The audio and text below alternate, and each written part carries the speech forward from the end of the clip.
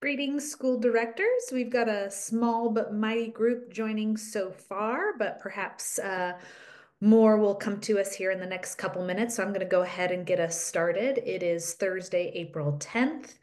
And we start with a people's acknowledgement. First, we acknowledge that our public schools and facilities operate on the traditional lands of Indigenous peoples. As we engage and continue to engage in the 2025 legislative session, we remember that the lands of our state capital were cared for by the people of the Squaxin and Nisqually tribes.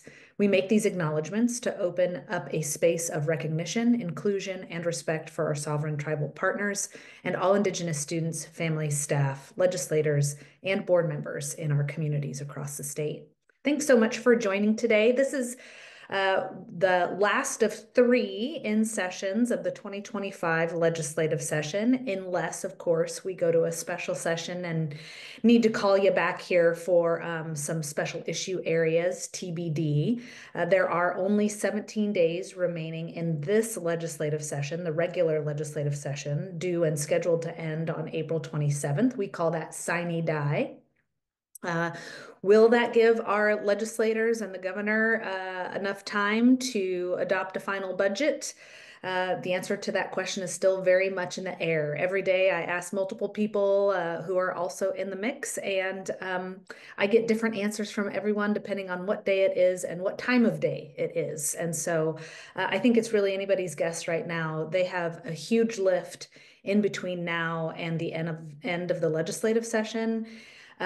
Especially considering that given the governor's message last week about limiting any sort of new taxes, that both budgets were very much built on the understanding that a revenue increase would help support special education funding and MSOC funding.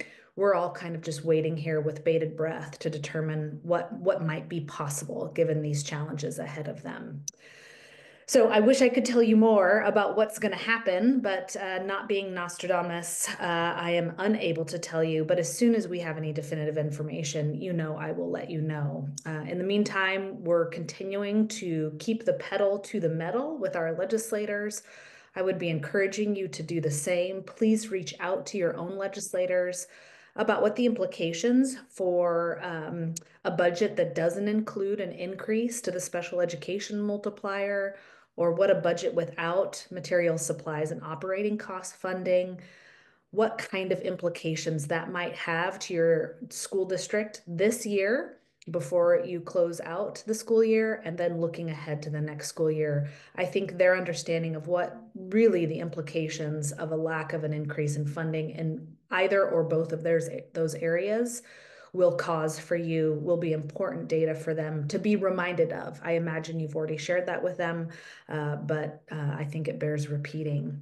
I see our special guest has joined us. My friend and colleague, Nasue Nashida, is joining us today to give some perspective from the Washington Education Association about how the session's going, how it's gone, some of the legislative priorities of the organization, and then some other policies they're tracking.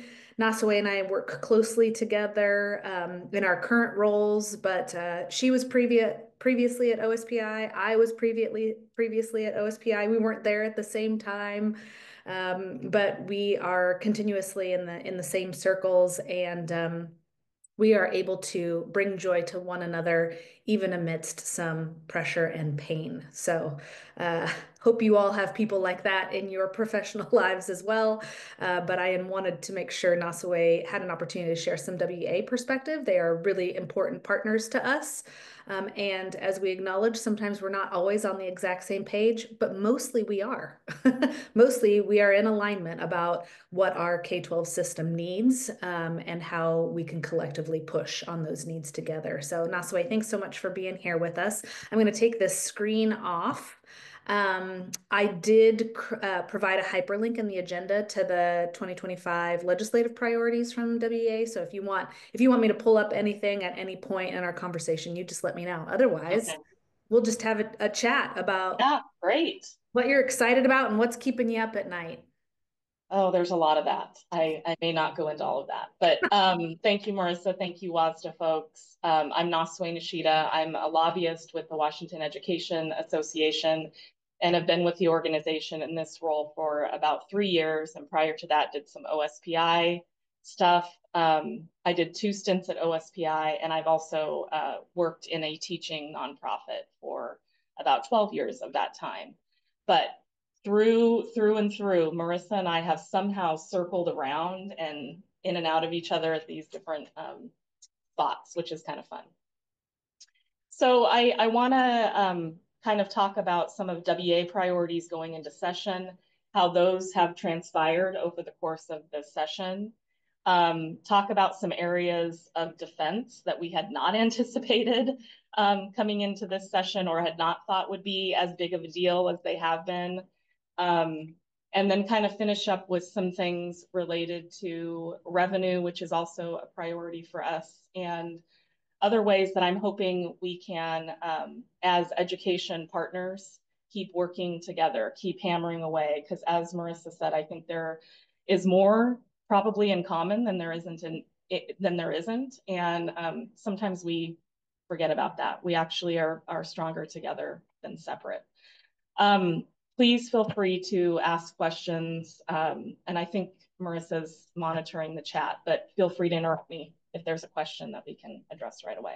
Yeah, I'll just let our folks know, pretty standard operating procedure for us with a guest presenter, that if y'all have a question for Nasue, please type it in the Q&A section, and then when there's a good opportunity for her to take a pause, I will field that question with her so she can answer it in real time. So perfect, thank you.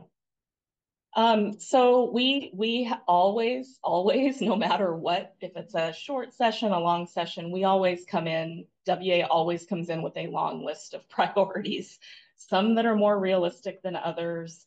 And a lot of our priorities happen as a bubbling up of membership, our members interested in a variety of things across education. And that's probably actually something similar in the WSSDA world as it is with WA. You are all interested in things specific to your roles or your context that sometimes are shared across the state, sometimes within specific areas, but bubbling those things up as priorities is always something that happens in our organization. So we came in with a lot of priorities this coming session, knowing that it could possibly be a rocky year for the budget, but maybe not totally understanding how rocky it has turned out to be. So I'm just going to share with you some of our top level priorities coming into the session, and then Marissa can share the longer legislative agenda. We came in very strong on more special ed funding, the need for more special ed funding. And the nice thing about that priority is it was shared writ large across education partners, including, I know WSSDA has had that as a priority. And it's always great to be coming in with partnership and kind of a united front on these priorities. And that certainly has been one and probably will be one continuing forward. We also had a priority around increasing wages for classified staff. We call them ESPs in the WA world, education support professionals. These are classified staff who are paraeducators, front office staff, food service workers, janitors, maintenance. They could also be transportation, people who drive or maintain vehicles for the district. This has been an ongoing priority for WEA as well, is that we want to see increased wages for these, what we believe and feel are some of the lowest paid workers in our education system. And for many of our members who are in the classified ranks, we are seeing them have to pick up a second or third job. Sometimes they are leaving those positions entirely because they just can't sustain on the wages that they are earning, despite loving what they do and wanting to stay in it. They just can't make ends meet. So this is one that we have been pushing on the last couple of sessions. We will continue to push on it. But it was a big priority for us. There was also generally a priority on increased funding writ large for education. So that could include MSOC, that could include looking at lab, that could include a lot of varieties of where that education funding could come in.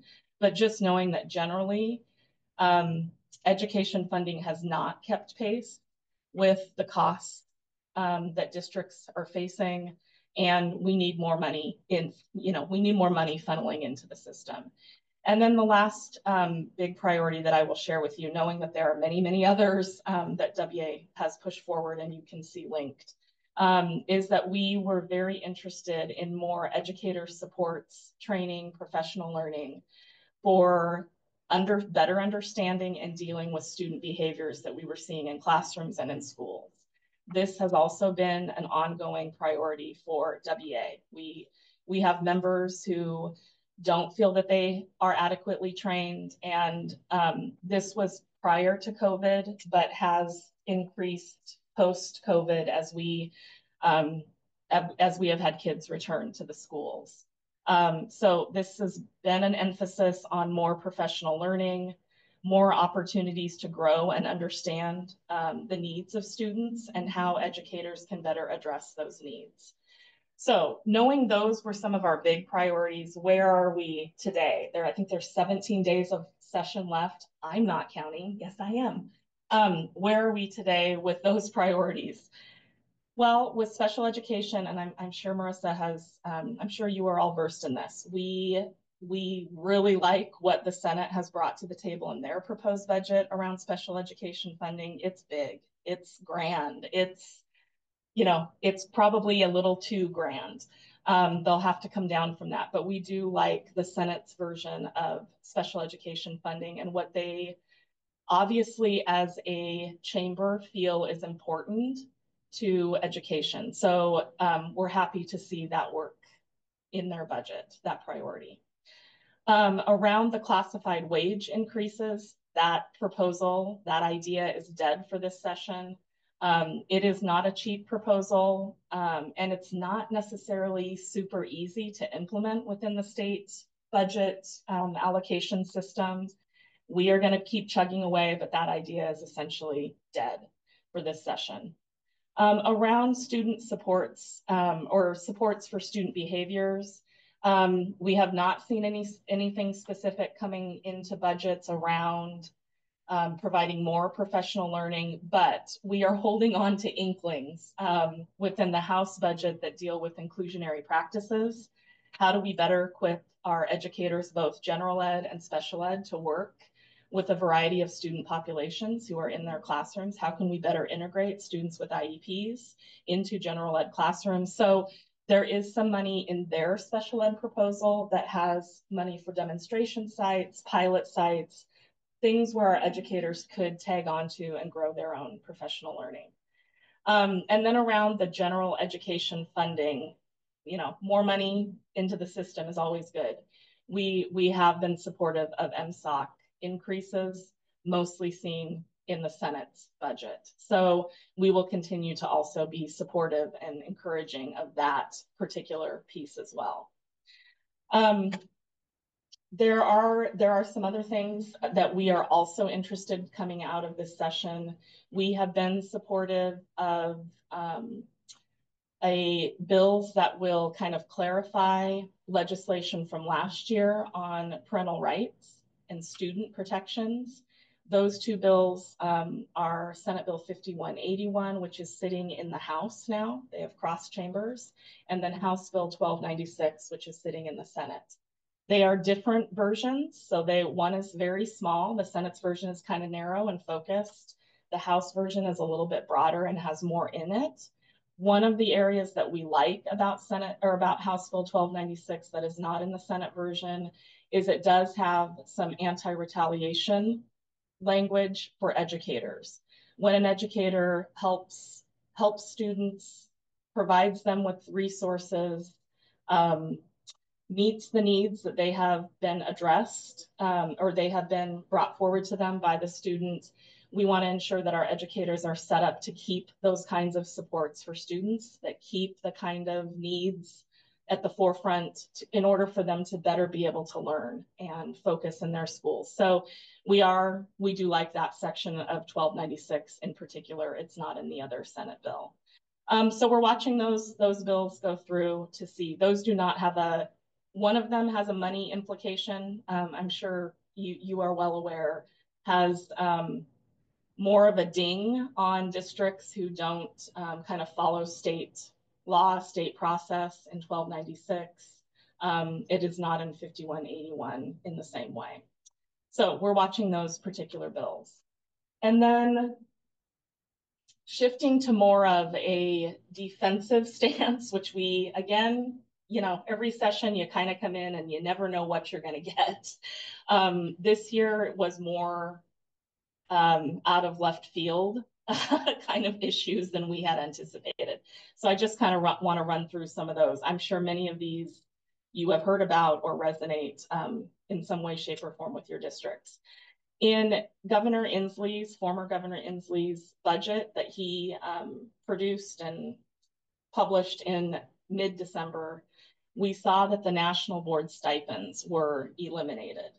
National Board, if you are not familiar, it's a optional certification that educators can pay into as a fee to get their National Board cert. It's a rigorous process. You can do it from 1 to 3 years. You can bite off component pieces of it.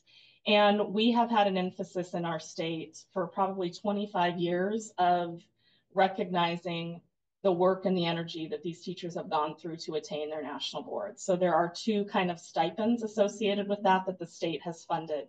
One is the base stipend of $5,000 plus inflation. So over that time period, that inflation makes that base stipend about $6,200. And then the second stipend is for high poverty schools. If you are an NBCT that works in a high poverty school, as adjusted by free and reduced price lunch in that school, you also get a flat $5,000 stipend on top of your base stipend. So it could be it's upwards of $11,000 plus for a teacher who has that national board cert, is serving in a challenging or high poverty school, and has in many ways been dependent. It has been a reliable part of their paycheck for the last 25 years. And to see it just eliminated whole hog was alarming to us. So many of you probably know an NBCT in some way, shape, or form. There's a lot of them in our state. We have, I think, over 12,000 educators have received National Board certification since the late 90s. About 8,000 of them are serving in teaching roles and receive one or both of those stipends. We've also seen NBCTs move into principalship, administrator roles, and some NBCTs in our state have become superintendents of districts. You have to keep up on that cert every 5 years, and you have to pay to do that as well. So we did see that eliminated, and in our world, a pay cut is a pay cut. They were at that time the only teachers were the only ones receiving a pay cut in Inslee's budget.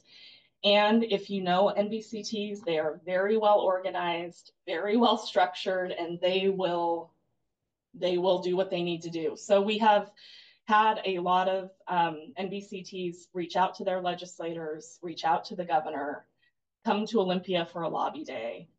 They have written op-eds that have been published in most of the regional papers across the state. They are very tactical and organized group. And we were then happy to see, despite Inslee's budget, the Senate and the House kept those stipends whole in their proposed budgets. But we'll talk a little bit more about just because it's in your proposed budget doesn't mean you're in the clear. We'll talk a little bit more about that later. Another defense item that we had anticipated to some degree, although when budgets become tight, it becomes more of an issue, is around transition to kindergarten, TTK programs.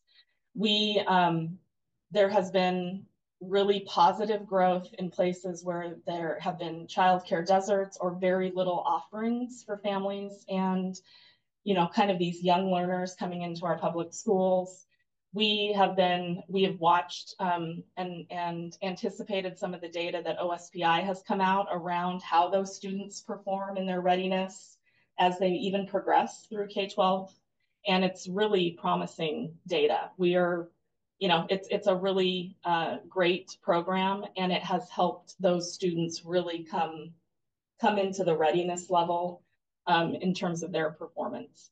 So coming into this session, we knew TTK was an issue with some legislators. Some legislators were very concerned about the policy of TTK. How are we ensuring that students that need it most are the ones that are receiving this program? And then were also some legislators that were very concerned about allowing the growth, kind of unfettered, which is what they felt it was, growth of TTK across the state. So we knew those were concerns. What we have now are bills that would essentially, and it's really the Senate version of the bill that is going to probably be the mover, would basically pause growth of TTK. So if you are a district right now offering that program in your district, at this point, you would be able to continue offering that program under this bill. But if you are a district that doesn't offer, or you're thinking about it, or you are ready to offer it this coming year in 25-26, under this bill, you would not be able to grow a program. So are we concerned about that? Absolutely, especially for a program that looks pretty darn good in its data and is starting to really prove itself as a way for our youngest learners to get a leg up. So we are concerned about that. We have testified on both the Senate and House versions, and it's a budget item. So we will not know until the final kind of what the legislature decides on that. Some other areas that we are concerned about and didn't, again, realize we had to defend necessarily coming into this session also are in mostly the Senate's version of the budget. We have TPEP, which is teacher and principal evaluation. We see the elimination of about $8 million for, they call them 664 grants, but they are training I-grants that go to districts to train principals who evaluate teachers. They also provide some framework training for teachers. They are a support to districts to ensure that evaluators are properly trained in their district's chosen framework, and that process is established with especially those new principals coming to that district. The elimination of those dollars in the Senate budget is a concern to WA. We did not anticipate that. It was not a conversation that was even talked about. It didn't come out until the Senate released their budget in March that we realized, oh, wow, okay, we didn't see that coming. The other area of concern is around the BEST grants, beginning educator support or mentoring grants.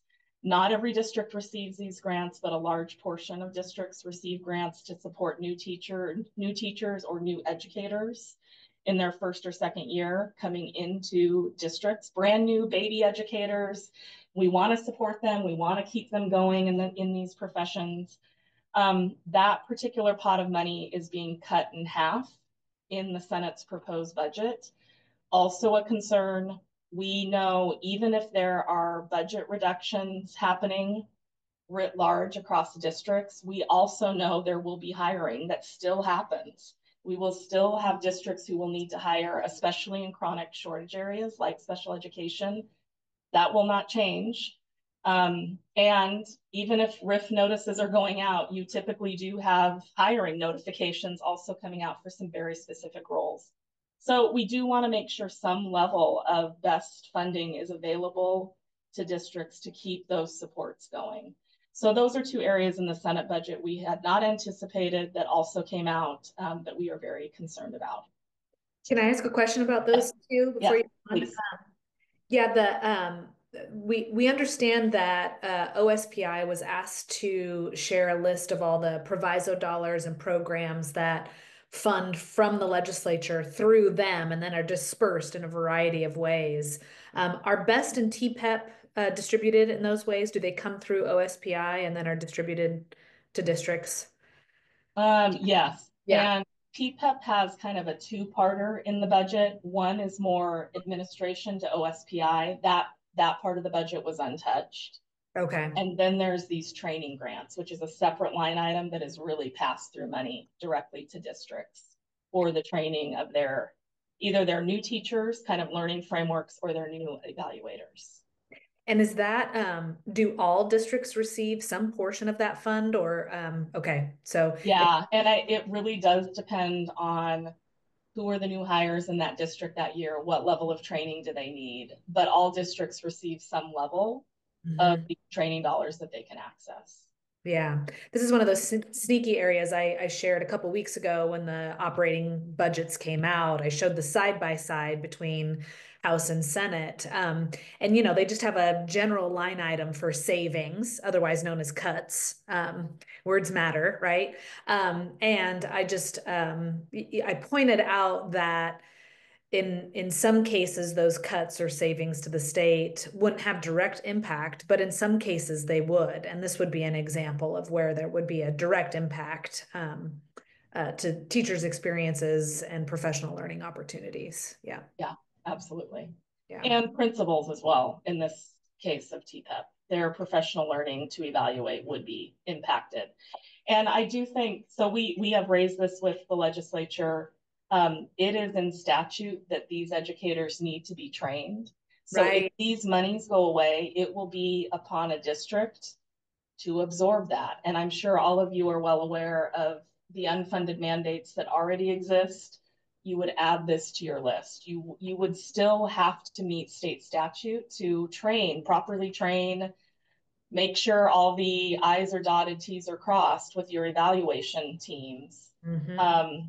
But it would fall upon the district to ensure that that happens, which again, some districts may be nimble enough to be able to do that, and some this would be new. Yeah. Um, There's a follow-up yeah, question about the National Board Certified Teacher Stipend.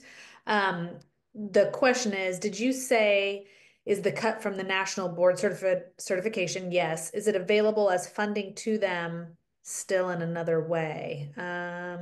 Don't know exactly what you're asking, Mandy, but I'll just recap and let's see if Nasue agrees that there was an original proposal to cut the stipends entirely. That those funds came from the state. There was a proposal by the former governor to eliminate those stipends, but due to really good advocacy, that proposal has been removed, is not present in the House and Senate proposed operating budgets currently. So at they are present, not, that yeah, is correct. They are not currently in the proposed budgets. However, the big event happened last week where the governor came out in a press conference and said, yeah, Senate and House, I am not digging your revenue sources, your new revenue sources. It's the fit tax, it's the intangible tax.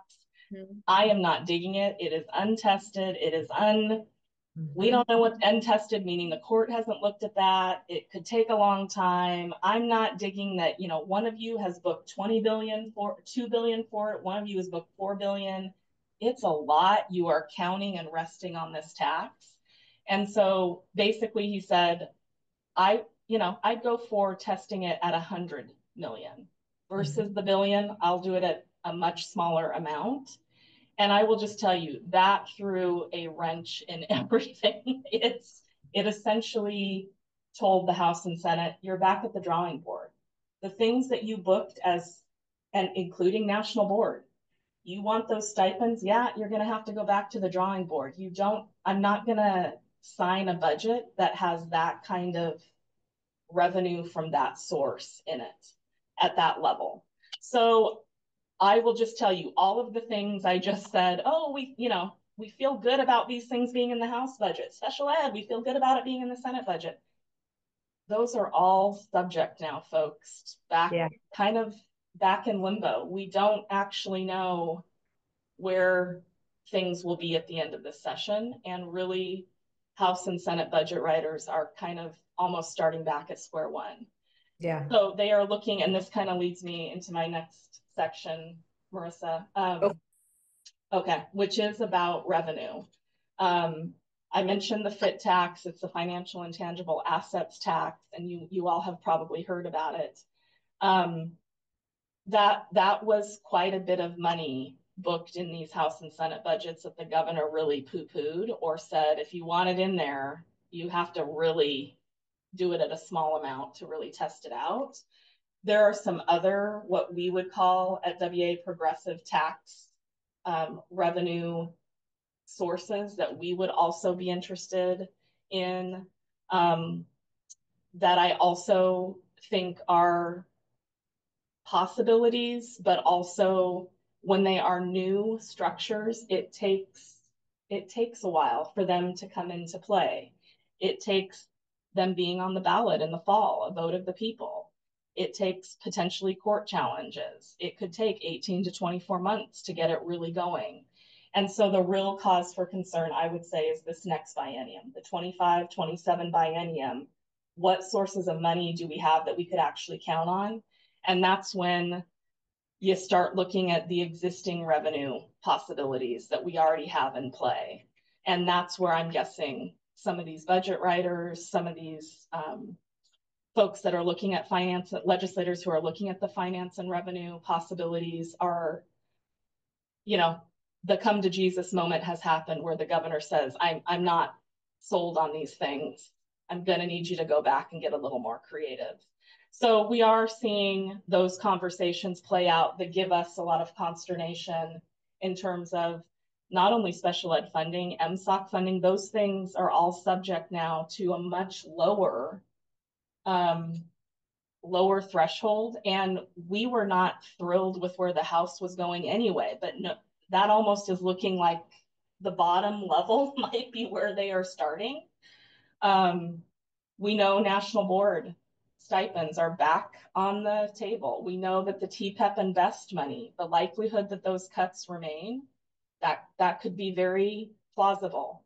Um, and I think the hard thing now is they've got floor action to pass bills. They will be having these budget conversations happening concurrently, but things start to get a little more behind closed doors for people like Marissa and I who are trying to figure out what's going on, how, what are the conversations like?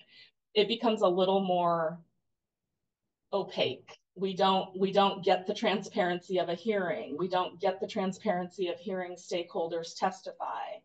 Um, Things get a little closed off, and it's, you kind of just hope that you hear something that might, and cross your fingers and toes and everything, that might give you some indication of what is happening. So that's all to say we are very much pushing now on the revenue conversations, and also realizing many of the regressive taxes that we have not liked in our state are also probably going to have to be some viable funding for the next biennium, at least. I think about both the proposed House and Senate operating budgets. Originally, like a Venn diagram, you had cuts, you had increases, including special education and SPED, um, special education and MSOC, and then you have increases or revenue taxes, right? So they were really interdependent on one another in the way that they had placed them, and they were different in the House and the Senate, but there were cuts, increases, and taxes embedded together. They were all connected in both the House and the Senate, albeit differently in both the House and the Senate. They were in both. So if you take out the revenue part of that, then your tax or your cuts get bigger and your increases get smaller. Yeah, That's math. It's not that's about as far as I can go with math. Yes. it's not good math. It's not the Not kind of good math math. we like, but is math. Um, yeah, and there's been lots of conversation about how Governor Ferguson, who we all are still trying to figure out, right? He is He's not new to us because he was the Attorney General previously, but a totally different role and responsibility and approach to things. So we're all trying to navigate. Does he really mean no revenue? It seems like this is not a time to call him on his bluff. He did throw out the number 100 million. I mean, the other place where he's thrown out a number 100 million is related to hiring of additional police. Mm-hmm. So it's just that number is interesting. It's Mm-hmm. consistent. Is it arbitrary? Maybe. Is there a direct line between those two? Maybe. I mean, Right. we just don't know. Some of this we'll know a lot more about what he means when he says things after we see what the final budget looks like. We'll be like, oh yeah, when he Yeah. said that, that's what he meant. Now we know for next time. Uh, Yeah. Yes. yeah. And I think as we are starting to close in on the last, really almost 2 weeks of session, Mhm. I think we're at day 17 more days to go. These are big conversations to have at the very end. And I hate to even say it, the special, I'm not going to say the words, folks. Um, and I don't have any wood to knock on. It's all fake wood. You know what I'm getting at. I Yeah. think, the likelihood is very, very possible because they have some very big things that still have to be worked out. Not impossible to work them out, but it takes a lot of time, and time is not something that this legislature is very efficient with. And there are so many issues. There are so many bills. There are bills that have budget and the matching up of those things and ensuring that you've got the money to spend. There are so many things that kind of have to match up in the end. And I think it's a question. Will Sine Die on April 27th be an official Sine Die, or will we adjourn to come back? And I think we will have to see. Yeah. Yeah, I do understand that, or I have heard through the grapevine that Senator Robinson on the Senate side, uh, it is kind of heartbroken about where things are, is what I've heard. And I had heard that kind of sentiment previously from some of our champions in the House too, Representative Berg and Representative Callan, all people who care deeply about ensuring that young people have what they need to be successful in early learning, K-12 and higher ed. Remember, we are part of an ecosystem. And they are having to make these very difficult decisions, not just in K-12, but also in all these other areas too. And so it's not easy for them too. I try to be sure I balance frustration with also some empathy, try to communicate that with our membership because I don't think it is with any level of oh for lack of a better word, joy. I mean, they don't want to see cuts to public No. education in any way. They don't want to see cuts anywhere. They want more growth, more opportunity, more supports for our communities and families. So I've got a couple follow-up questions. Okay. So let's see. Got one about does WEA have a position to the Senate's proposal to cut the OSSI program? OSSI, school improvement for short. I think Dave is sorry, I can see these questions. We don't have a position on that, but I will tell you again, it's not those cuts are detrimental to some of the schools that need those supports and more. Um, so yeah, yes, I would say in general, we're not thrilled about any of the cuts to programs that impact some of our most needy schools, some of the schools that need more supports generally. So we are concerned with that across the board for sure. I will also add there was quite a bit of slashing and going through all of the provisos in education. The bulk of them that end up with OSPI is either pass-through money or they may take a little bit as administrative money. So I think the proviso slashing, as well as generally state agencies taking a potential 6% across the board cut, I will just tell you that agency will get smaller. There is no way around it. And I think as you all as school directors, as your districts are needing support of the state agency. We at WA, they're a partner with us. We are realizing they will get smaller at the end of this session. It's probably inevitable.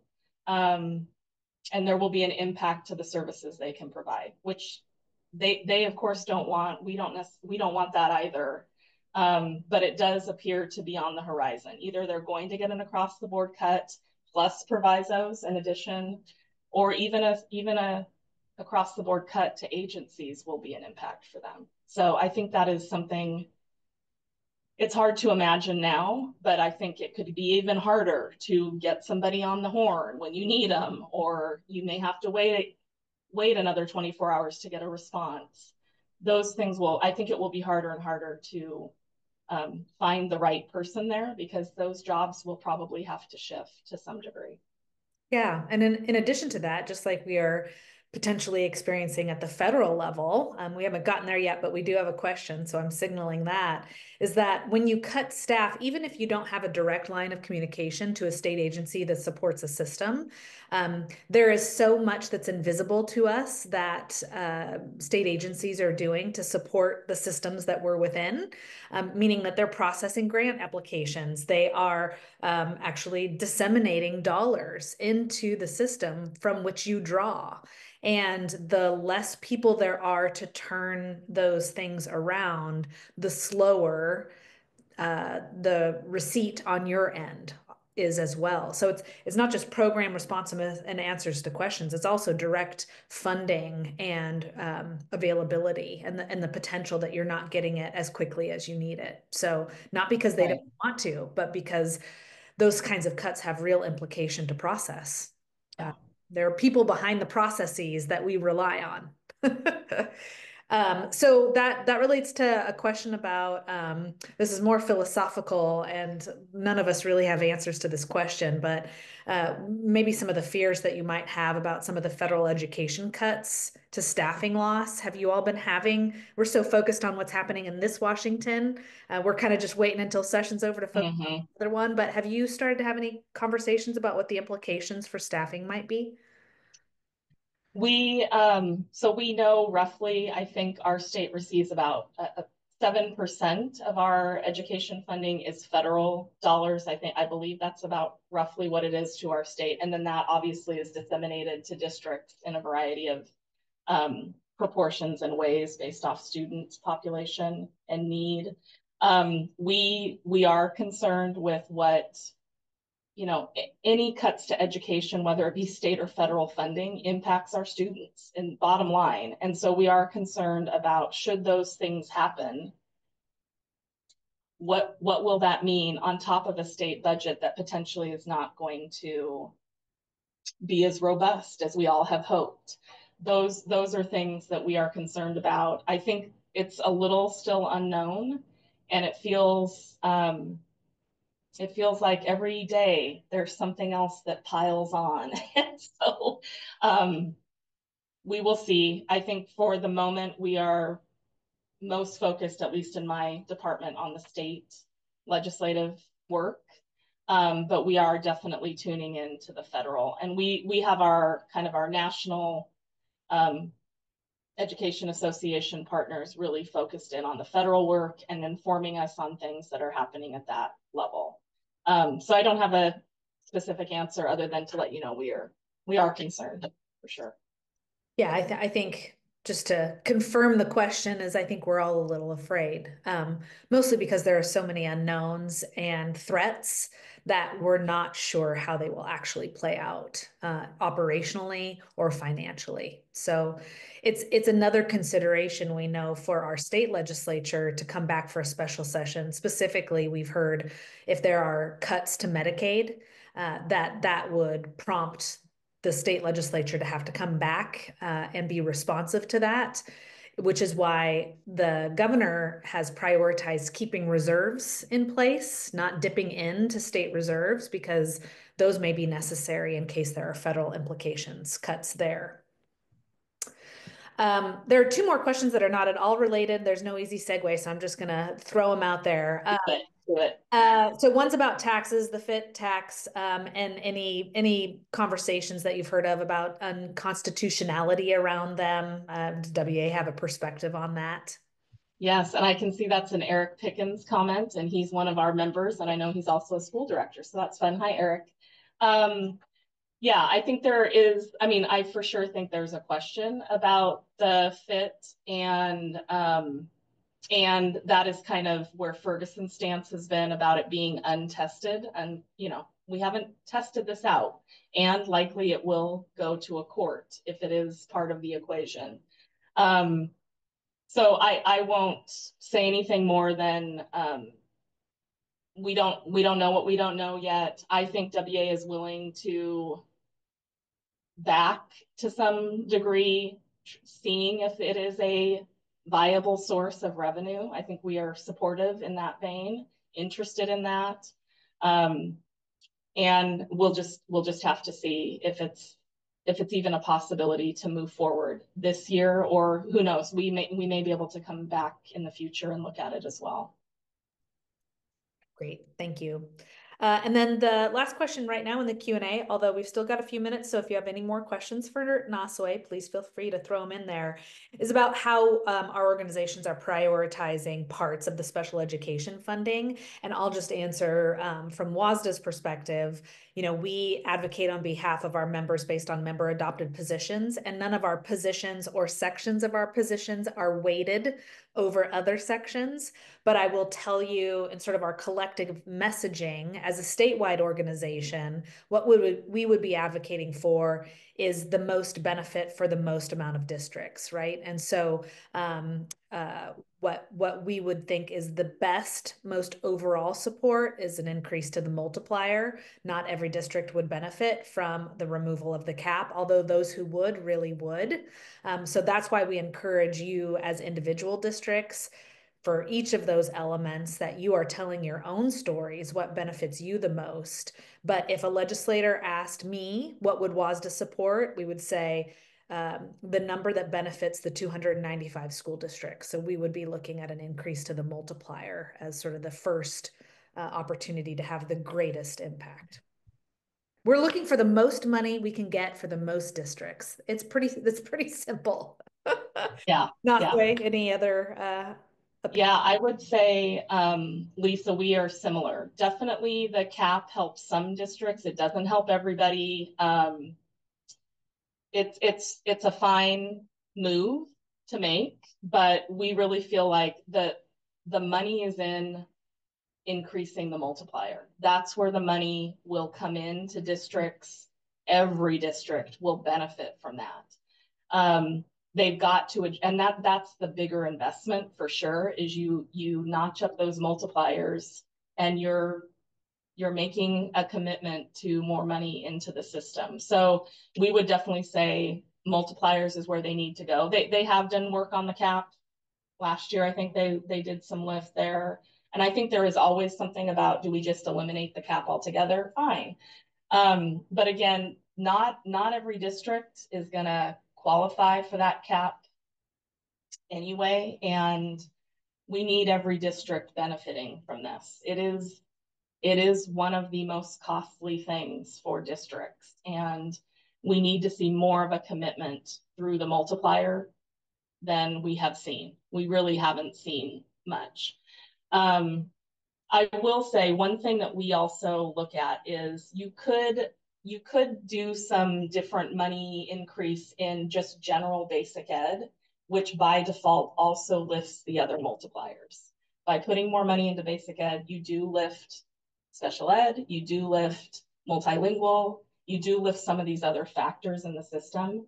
But the commitment, I think, by everyone is you gotta focus in and narrow in on special ed. It is the biggest, it's a high cost item, and we need to see more increase there. So we are with you around the multiplier being the biggest impact. Thanks, Nasue.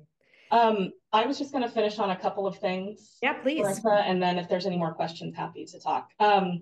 So I do want to talk about, there's nothing like a crisis to get members engaged. Right? I mean, we have seen some great engagement by our membership, as I'm sure all of you maybe are seeing more engagement from your communities than you have in the past. Nothing like a crisis to get everybody on.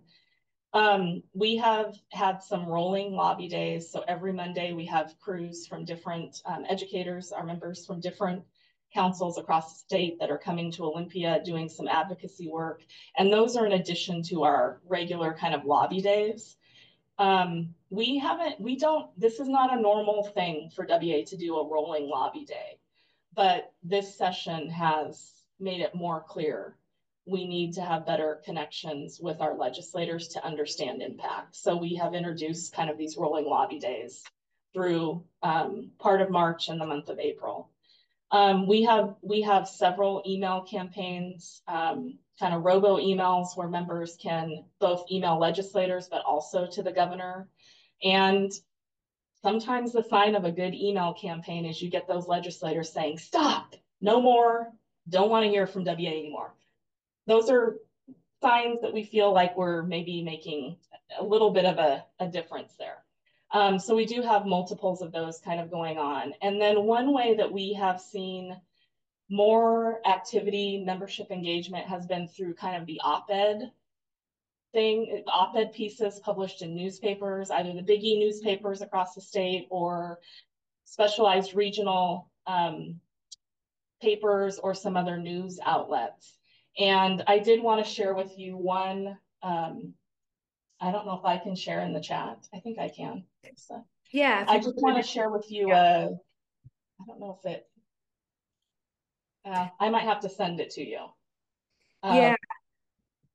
There was, I think it was on Tuesday, Bob Horton, who is the Puyallup Education Association president, the district superintendent, and then it was one of the WSSDA member directors in Puyallup, co-authored a piece that went out in the News Tribune. And thank you. And it's just another great way to show kind of the collaborative power of education partners coming together. Oh, sorry, I think it is a paid. Yeah, it's paid service. But just Maddie Names is your member. And I just think it's to have your educator union, your superintendent, your school director coming together, co-authoring something that is published, I think sends a powerful message. And just want to share that if that is of interest to any of you, and I can be helpful, or Marissa can be helpful to gathering the partnership around co-writing something to be published, please reach out. I think it is, again, the opportunity to collaborate. And, as we started kind of this off, we probably agree on way more than we don't. And sometimes it's these little nitpicky things that we don't necessarily agree on that become the talking point. But in the end, we're actually all wanting to push in the same direction on things. So. Yeah, thinking about, I don't know if y'all have had this conversation yet, but thinking about the end of session and the interim, have you thought about if we don't get special education funding at the level we want, which we probably won't, we certainly won't get basic education funding writ large at the level, what's the interim game? Do we shift our focus or do we stick to the same things? You and I didn't talk about this ahead of time, so sorry. We didn't. Thanks for throwing me that question. Well, I'm just kind of with it myself too. Like, yeah. It seems like in a biennium, right? It's a 2-year time frame. If we don't get what we want in the first year, although that's the big budget year, that we stay consistent. Otherwise, you're just throwing all these things back and forth and it's confusing, perhaps, but also we're tired and they're tired. Mm-hmm. So anyway, I've been mulling over, like, do we stay with the long game or do we shift the topic? I don't know. I don't have an answer to that. I think we stay tuned. I think one thing we are looking at least a year, 2 to 3 years forward is, are we going to be in the same financial situation? And I think that question then answers your question about not that we shouldn't push on more education funding or special education funding, but what will we actually get if we are in the same financial strife another Yeah, year, 2, 3 years out? right. And I don't, I doubt special ed will move off our priority list. I think it will stay on. Our members care so much about it. I can't see it leaving. And we won't be satisfied until it is the obligation of the state is met there. Um, I also think, it is unfortunate, but there's nothing like a good lawsuit to make things happen. And I think there could be a possibility around that as well. Yeah. Yeah, I've heard both about a special education lawsuit and also about an unfunded mandate lawsuit. Because there are a lot of those, and there's actually an explicit law in RCW that says the legislature is prohibited from passing any laws that aren't adequately funded. But some folks forgot about that. So other folks might be reminding them about it soon. Um, one last question, just because we have a few minutes time. There are some groups out there who have been talking about revamping the school funding formula or approach. Are you all involved in those conversations? And do you have a general philosophy about a model that should be followed? Or, I mean, I'll just say this out loud because I've said it to our members is we can change a formula all day long, and perhaps an even more student-centered one that would be better. But if they don't adequately fund the formula, it doesn't matter what the formula is, so we want it to be not just a better system, but also it's adequate funding is what we actually need. And I just worry that by changing the formula, we don't actually address the full problem, which is that they're not adhering to their basic education obligation. So anyway, Mhm. have you all had that conversation? We do have members who are interested in exploring new school funding formulas. I think that there are people in our membership that are interested in that. I think we also agree if you put money into the prototypical, that might not even be a question. Everybody would be served through that model. And in some ways, it feels a little bit like a red herring to say, oh, it's the formula that's wrong. Well, in fact, it's the fact that there hasn't been the dedicated resources into the formula. You could still end up with a perfectly great new formula and still not have it resourced at the level to make it what it should be. And I mean, I think we're interested in that conversation. I think we also feel like we need more funding, and more funding is separate from the mechanism. Um, and Yeah, they're also tied. I mean, there's a lot of different ways I think to look at it. yeah, I guess we don't want to forsake the fact that we need more funding to fight for a formula that we think will bring more, because I don't see those two coming together. You can have a brand new formula, but if you don't stick the things in it mhm. that make it work the way we want it to, you're back at we just don't have adequate funding. Yeah. Yeah, that's been my ongoing concern, but I'll be sure to conjure up Dave Larson, who's here in the room and is one of our strongest messengers about Yeah. a funding system that's not regressive, that is student-centered, so that dollars are following the student, right? So that students are getting what they need. High poverty schools are actually getting more to focus on what students' needs are as opposed to less ultimately. So that feels like the right argument and maybe a better place to start from in some ways. So, Mm-hmm. yeah. Mm-hmm. All right, we could talk for hours, but it's 12:50. Good. It So went by so fast. it did. Thanks for having Thank a you, conversation. Marissa. Thanks, everybody.